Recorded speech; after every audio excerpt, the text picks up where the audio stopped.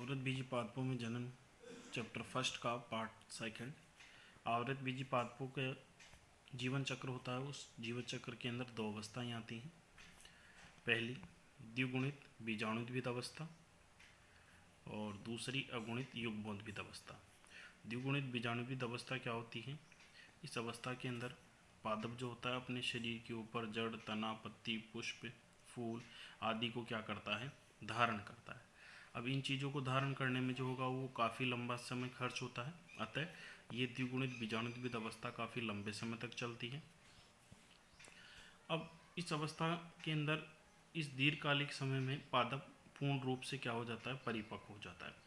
इस परिपक्व अवस्था के अंदर वो अपने संपूर्ण द्विगुणित बीजाणुद्भिद अवस्था के अंदर गुणसूत्रों की संख्या को समान बनाए रखता है। अब इस समान गुणसूत्र बनने के कारण उसके अंदर लक्षण जो होते हैं वो काफ़ी स्पष्ट दिखाई देते हैं और स्पष्ट लक्षणों के दिखाई देने के कारण इस अवस्था को अपन स्पष्ट अवस्था के नाम से जाना जा सकता है। अतः अपन कह सकते हैं कि आवृतबीजी पादपों का जो शारीर होता है वो शारीर किस प्रकार का होता है? द्विगुणित बीजाणुद्भिद।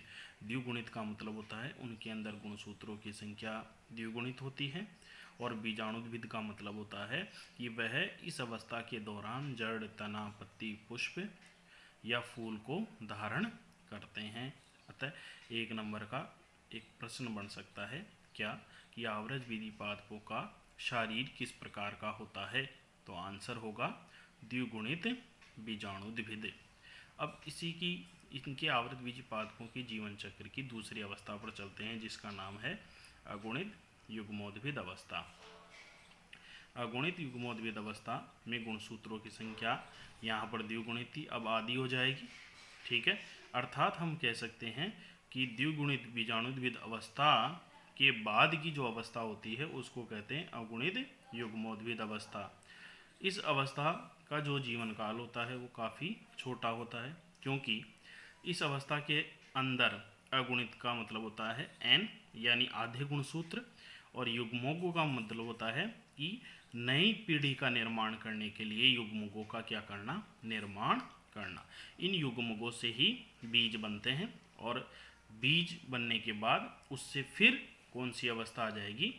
द्विगुणित बीजाणुद्भिद अवस्था। अतः आवृतबीजी पादपों के अंदर ये अवस्था तो स्पष्ट होती है और ये अवस्था अस्पष्ट होती है। अस्पष्ट का मतलब इसका समय थोड़ा छोटा होने की वजह से इसको अपन क्या कह सकते हैं कि इस अवस्था का जो काल होता है वो कैसा होता है?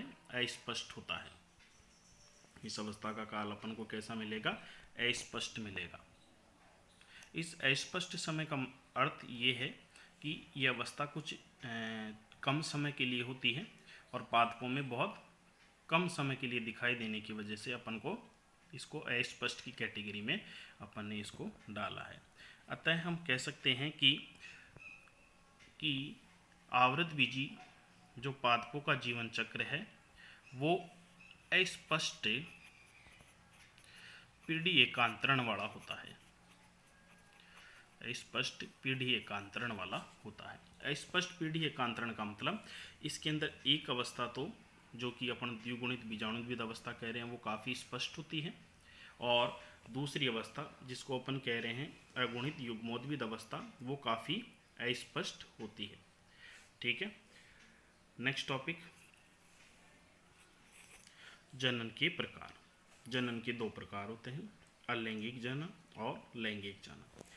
अलैंगिक जनन क्या होता है? ऐसा जनन होता है जिसके अंदर नर और मादा दोनों की भागीदारी की कोई आवश्यकता नहीं होती।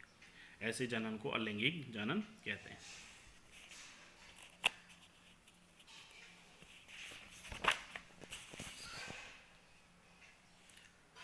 इस जनन के अंदर अर्धसूत्री विभाजन और युग्मक निर्माण जैसी आवश्यकता कोई नहीं होती।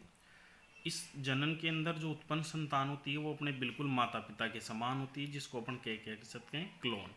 ये आरबीएससी के बोर्ड एग्जाम के अंदर एक 1 मार्क्स का क्वेश्चन इसमें से पुट अप हुआ है। डेफिनेशन ऑफ क्लोन, क्लोन की परिभाषा बताइए।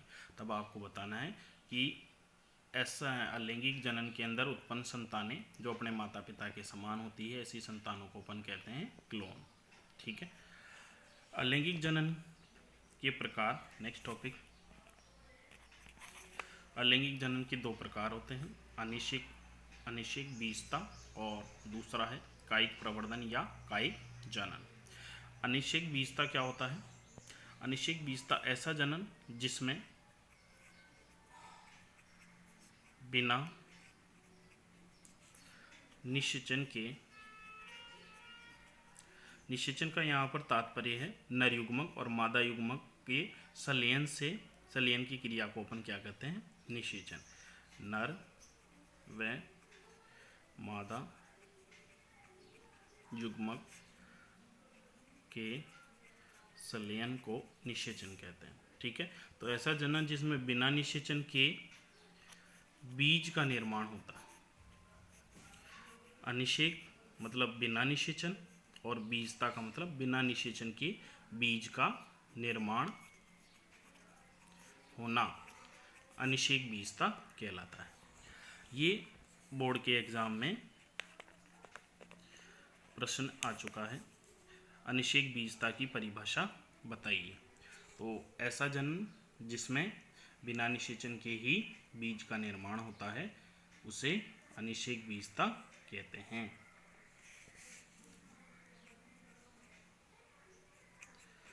अनिषेक बीजता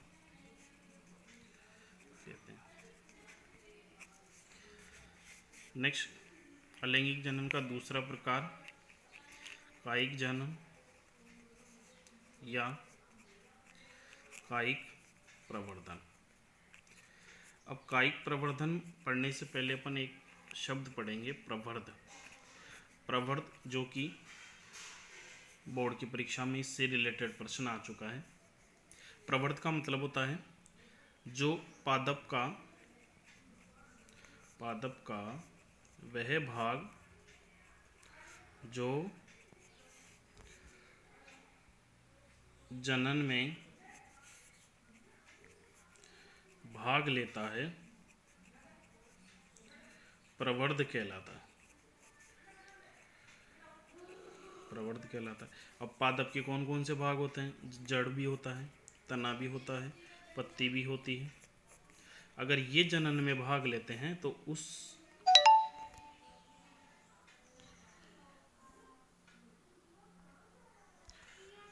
जड़, तना, पत्ती अगर ये भाग लेते हैं तो उसे अपन कहते हैं प्रवर्ध। ठीक है, ये कायिक जनन भी जो है वो अलैंगिक जनन की एक विधि माना जाता है, क्योंकि इसमें नर और मादा दोनों अलग अलग जनन की क्रिया को संपन्न करा सकते हैं, और अलग अलग जनन की क्रिया को संपन्न कराने की वजह से अपन कायिक जनन को अलैंगिक जनन की विधि कहते हैं। अतः कायिक जनन अलैंगिक जनन की एक विधि है, क्योंकि इसमें नर व मादा जनन में अलग अलग भाग ले सकते हैं। ये भी बोर्ड की परीक्षा में क्वेश्चन आ चुका है। क्वेश्चन था कायिक जनन या कायिक प्रवर्धन को अलैंगिक जनन की विधि क्यों कहते हैं? तो इसका आंसर होगा कायिक प्रवर्धन को अलैंगिक जनन की विधि इसलिए कहते हैं क्योंकि इसमें नर और मादा जनक अलग अलग भाग लेते हैं। दोनों को साथ साथ भागीदारी करने की जरूरत नहीं होती।